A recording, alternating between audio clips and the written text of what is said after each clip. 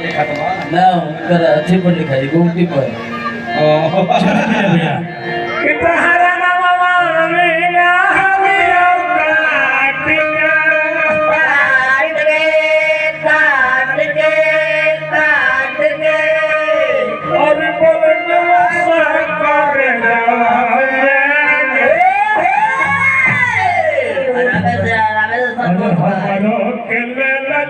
ससुराली दूरी कोई के बोदरे जरा दूरी बना रखे वैसे बीच में लगातार है। अच्छा रहा तो हम लोग बतिया सुन अच्छा पूछे थे चाचा जी की गोदरेज में आदमी बहुत होते जाते हाय रे जवाना हाय रे दोस्त के कौन होते हैं गोलिया के किसरोया है। अच्छा गोदरेज में आदमी बंद होके जाता थे और मार बना लेते उनको 70 बाजी घर होते हैं 400 के और लेकिन चलिए हमने के समय के देखते हुए बोला कि फूल माला रख दो कहे के बोल बाबू हमार जय हो और तनी धार ला मनीषा जी हे भैया किए के बालुला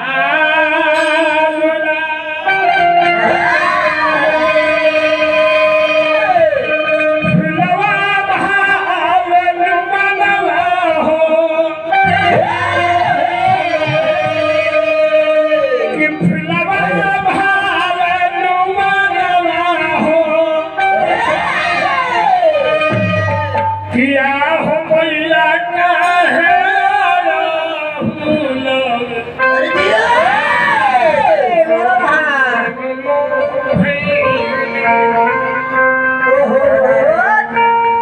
चमेली वो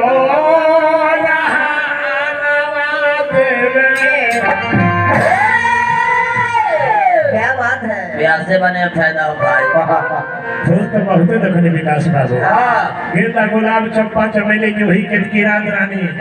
आखिर और होने का है पसंद करो भाई अच्छा भाई जैसे गाने का भाव लगा ले जैसे नहीं को के दिखा दो हो नहीं कट हां जी मनीषा में ही कट चलो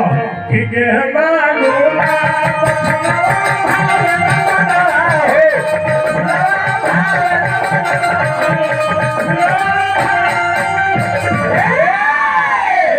आराम से बैठिए बड़ी नीचे पानी पड़ल हो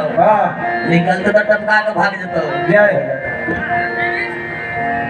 और ये बात हमारा दिखावा ठीक है बोला सुनावा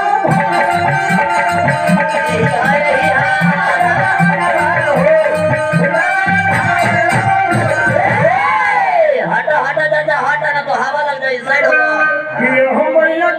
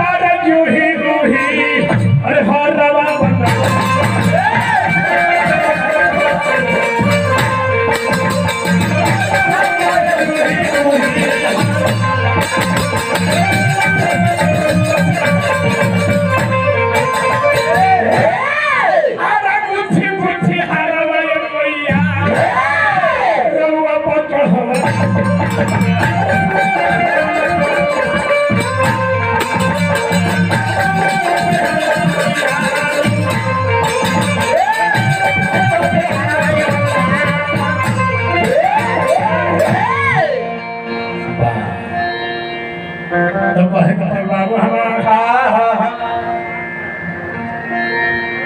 कि कहे ना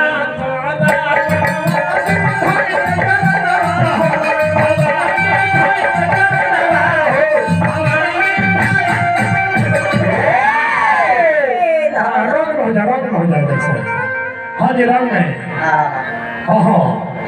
तो कहे ना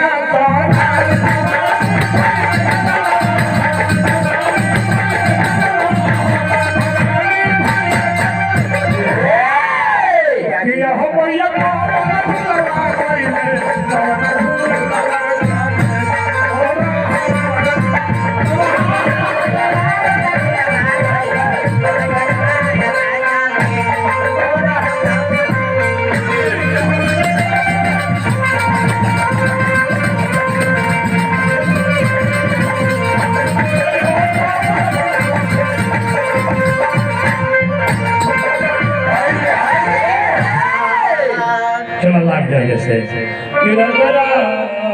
गुरु महाराज